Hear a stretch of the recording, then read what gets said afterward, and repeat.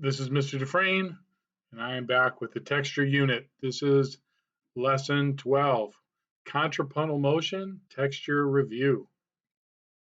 Our objective today, the students will understand what contrapuntal motion is, continue learning about the 4 types of contrapuntal motion, understand what an interval is, understand the difference between harmonic and melodic intervals, compose a piece of music that demonstrates an understanding of all 4 types of contrapuntal motion. Compose a piece of music that demonstrates the differences between a monophonic, homophonic, and polyphonic texture. Our understanding is demonstrated through improvisation, composition in edu.bandlab.com. So as a review, contrapuntal motion is the relationship between the movements of any 2 musical lines. All right, and then as our last 4 lessons, we've had contrary motion, parallel motion, oblique motion, and similar motion. All right, today we are going to compose all 4 of those. So we will have 8 tracks. The first 8 tracks will be each 2 will create one of these types of contrapuntal motion. All right, so similar motion, 2 voices that move in the same direction but at different intervals. Remember, the interval is the space between 2 notes. We have a harmonic interval, which is what we're talking about here, where the 2 notes happen at the same time, versus a vertical or melodic interval where you have 1 note and then the next note. Parallel motion, 2 voices move in the same direction but at the same interval. So this is very similar to similar motion, but we've got the same interval happening. The same distance is going to be going. Every note will have the same distance between it. Contrary motion, 2 voices move in opposite directions, one up, one down, or if one goes down, the other one goes up. And then oblique motion, is where one voice is stationary. We've got a repeated note while the other voice goes up or down. And I talked about harmonic and melodic intervals just now. And we are going to cover all 3 types of texture. All right, the first 2, I believe, are going to be, the first 4 tracks will be homophonic. The next 4 tracks will be polyphonic, and the last 2 tracks will be monophonic. Monophonic, 1 layer, 1 melody. In this assignment, it's going to be 2 or more instruments playing the same note with the same rhythm. That's how our monophonic texture is going to be, and that will be tracks 9 and 10. Polyphonic, more than 1 layer or melody, 2 or more instruments playing different notes at the same time. That's what we'll have in tracks 5 through 8. Homophonic, chords or chunks of sound or intervals, in this case, all right, will be our tracks 1 through 4. And we've got our information here about main idea, which we're going to get into much more in our diatonic harmony unit, where we begin with the 1, 2, 3 method, which will come in the next lesson. Now, this you really probably need to refer back to this document. It's attached in Google Classroom, and it's also attached to the assignment in BandLab because this has the unabbreviated step-by-step process. The assignment brief in BandLab forces me to use only 1,000 characters. So this has everything you need. You might have to come back to this because the assignment brief doesn't have all this material. All right, so I said we're going to have 10 tracks. All right, similar motion, tracks 1 and 2, homophonic. 3 and 4, parallel motion, homophonic. 5 and 6, contrary motion, polyphonic. 7 and 8, oblique motion, polyphonic. 9 and 10, two different instruments playing the same notes in the same rhythm at the same time will give us a monophonic texture. So I'm going to leave this right here in case I need to refer back to it. Let's go into BandLab, start assignment, teacher's assignment.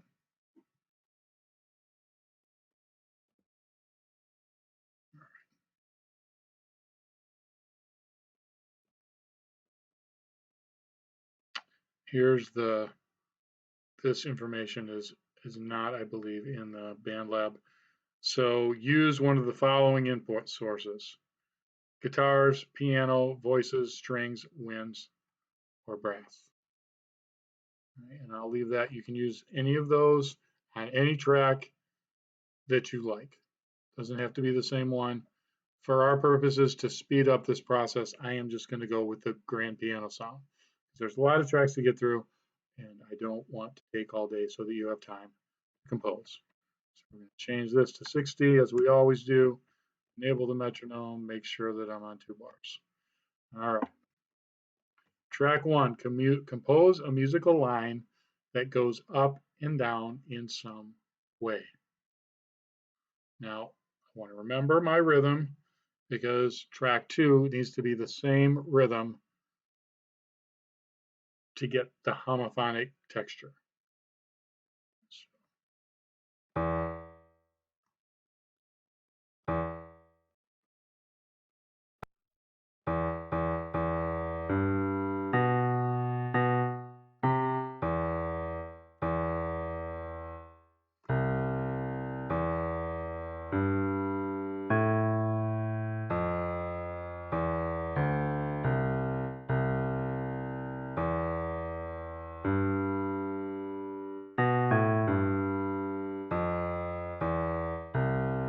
So improvise some ideas.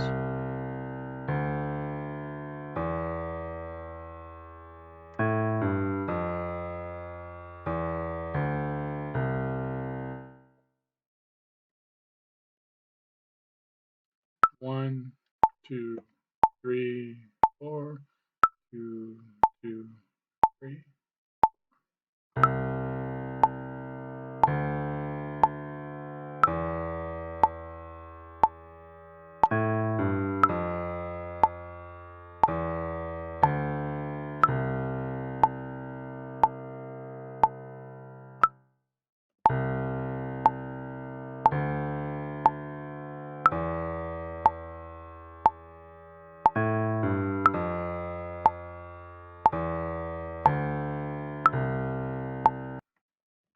Add a track. Okay. Now track 2 needs to be in similar motion. So I need to, and it needs to be homophonic. So I just need to be going up when track 1 is going up and going down when track 2 is going down, playing it with that same rhythm that I just played.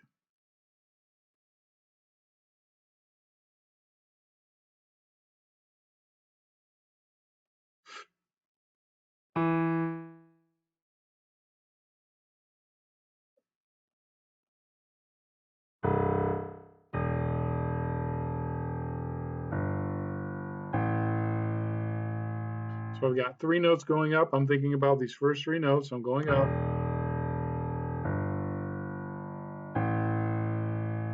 right, and I need to go up one more. Sorry, really 4 notes going up. 1, 2, 3, 4. Before I come down.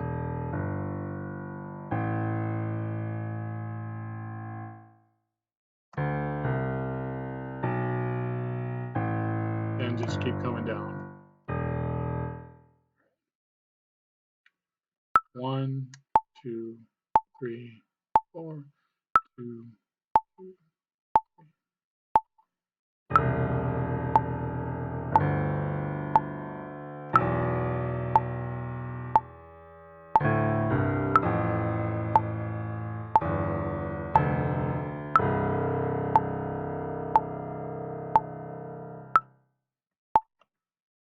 Now, really, I started very low on this track 1, and so that's if when you listen to these together, it's kind of muddy.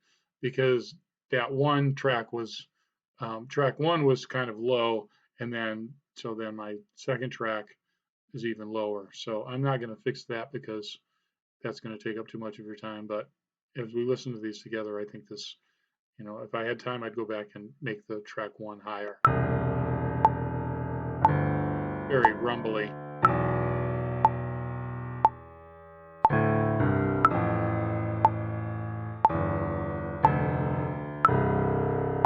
Okay, so you can see where when this goes up, this goes up. When this comes down, this comes down. I've got the same rhythm, but there's not, this interval is changing. All right, so we don't have parallel motion like we're going to have in our next two tracks. Actually, maybe I'm going to change just so that we can hear something a little different. And I'm going to mute these so I don't. All right, so I'm coming up with another main idea, and I know that my track, my fourth track, really, two tracks are related here, 3 and 4. My fourth track needs to happen at the same rhythm, but also I need to be able to play with the same interval relationship between the two voices. So I'm going to be careful to create something that's a little easier. I'm going to go add a higher track here.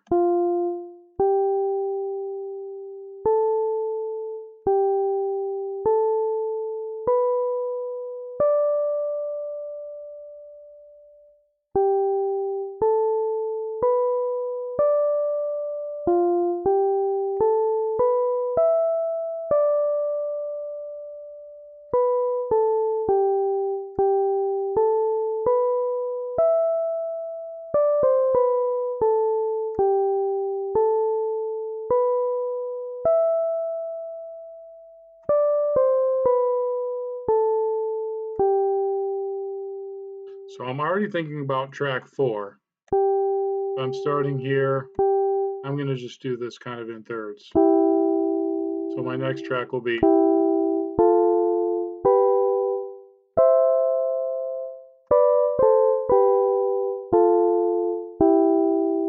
kind of thinking ahead. I know that these have to be in parallel motion, so I'm being careful about the rhythm that I choose, and I'm thinking about where I'm going to start on track 4. So I'm going to start here, and I'm going to play, I'm going to be just 1, 2, I'm going to create a third below, 1, 2, 3.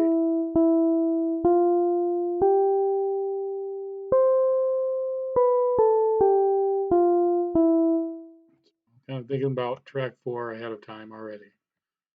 1, 2, 3, 4, 2, 2, 3.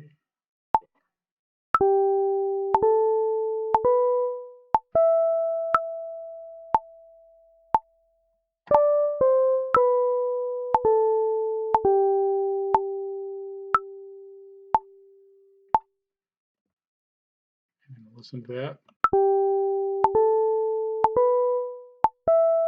1, 2, 3.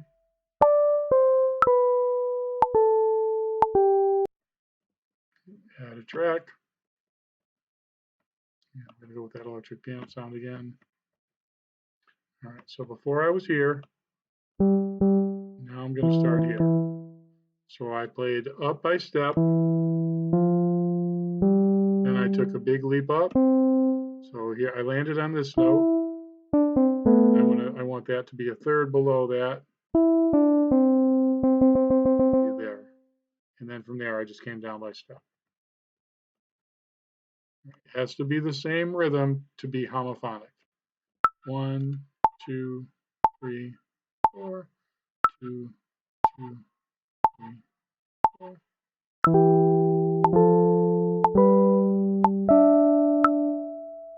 I messed up the interval. Take 2. 1, 2, 3, 4, 2, 2.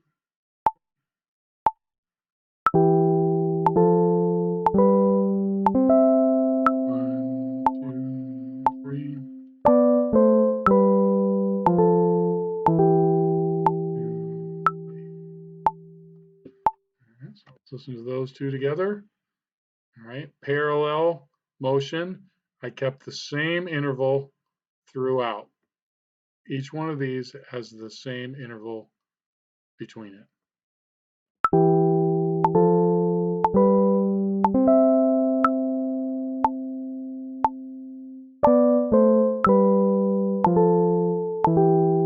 Okay. And because they were played at the same rhythm, we get that chord or chunks, that kind of those intervals happening at the same time, those chunks, that gives us homophonic. If either one of those tracks would have been a different rhythm, then we would have had a polyphonic track. All right, add a track.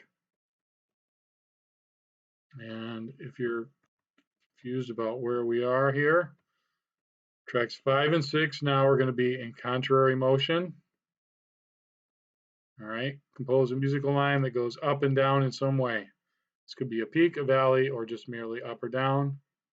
And then track 6 is just going to go in the opposite direction. So I'm thinking about these together. Contrapuntal motion is, again, if we go back to the definition real quick, the relationship between the movements of any two musical lines. All right, so we've got each two of these tracks are related. All right, now the hard work is really done. We're gonna get it's gonna get a little easier now. Those first two things. All right, so you need to just come up with something that goes up or down in some way, and then we're just gonna go the opposite direction so that we get this contrary motion. All right, and they don't have to be the same rhythm.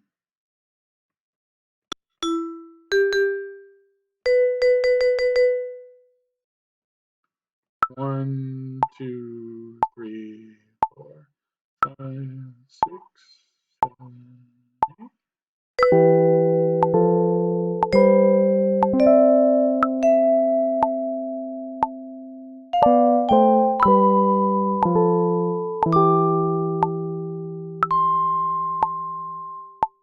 So basically, I just went up the whole way until the very end. I came back down just a little bit. Sorry about that. Add a track.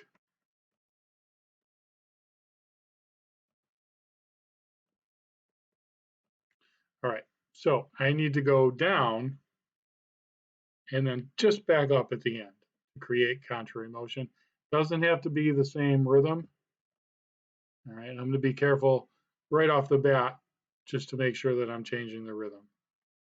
And just start kind of up here. 1, 2, 3, 4, 5, 6, 7, 8.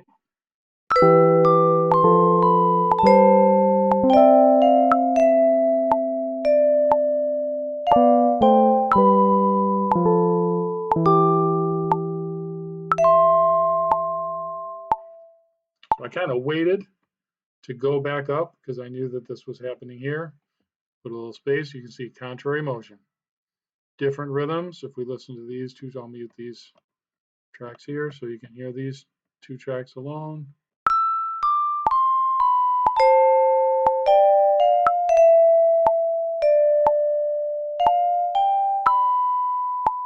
And this one goes down and this one goes up. And create a nice little harmony there at the end.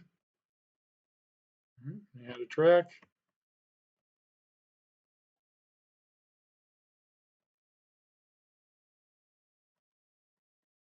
All right, so tracks 7 and 8 now. Compose a musical line that goes up and down in some way. And we're going to have oblique motion here. All right, so we just had 5 and 6 for contrary motion. 7 and 8 are oblique motion. This is where one of the tracks is stationary, which is going to be track 8. Track 7, just go up and down in some way. So 1, 2, 3, 4, 5, 6, 7, 8.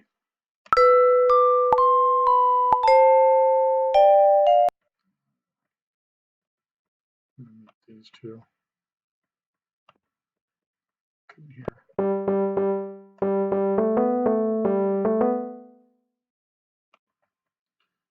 1, 2, 3, 4, 5, 6, 7, 8.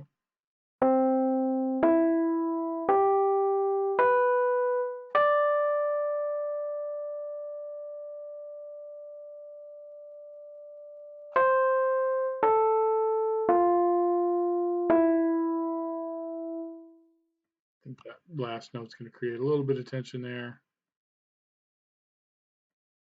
All right, add a track. I've just been kind of using the same sound for each 2 tracks. All right, now I just need a stationary note, any repeated note. It doesn't have to be the same rhythm. It's not homophonic, it's polyphonic.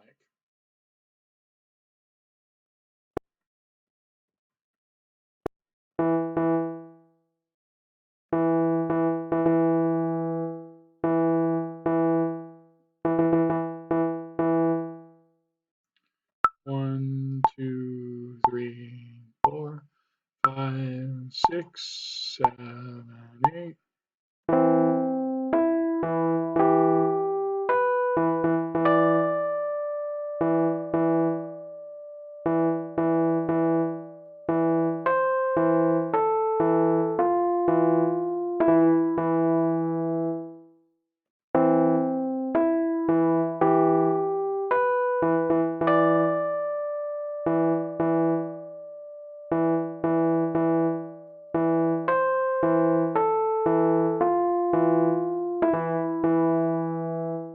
All right.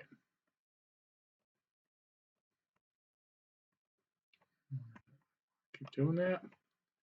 Add track. And let's go back to the assignment brief. All right, so last 2 tracks, 9 and 10, are going to be a monophonic texture. Compose a main idea and just remember what it is. All right, because you're going to play the exact same main idea, but with a different instrument in track 10. That will create a monophonic texture.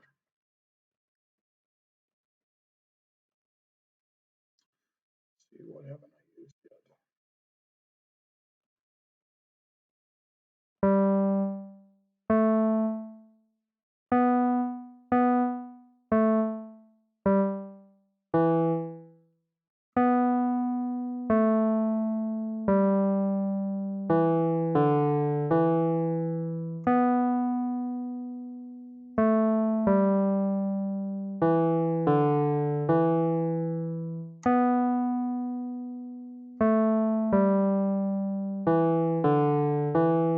There's my idea. 1, 2, 3, 4, 5, 6, 7, 8. 2, 3, 4.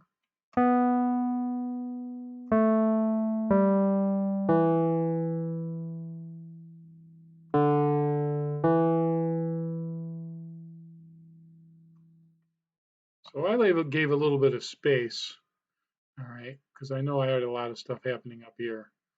So let me listen to that. 1, 2, 3, 4.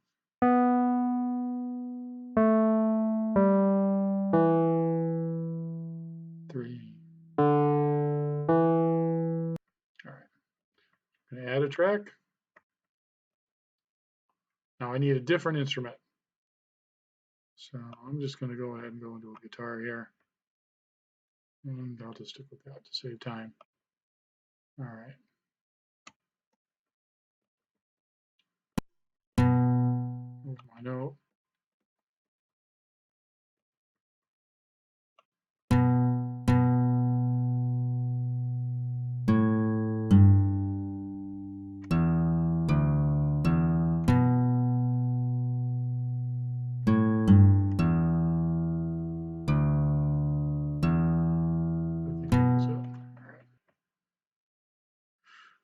One, 2, 3, 4, 5, 6, 7, 8. 1, 2, 3, 4. 2,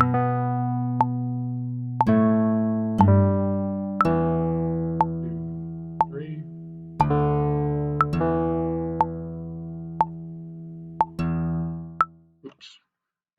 didn't want that repeated note there. Let's listen to these two. Monophonic texture. 2, 3, 4.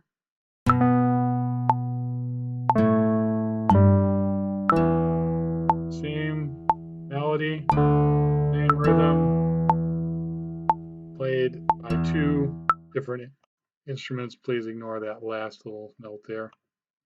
All right, so we just want to quickly hear how it all came together. This lesson is made as a way to kind of bring everything we've been working on this unit together in one lesson.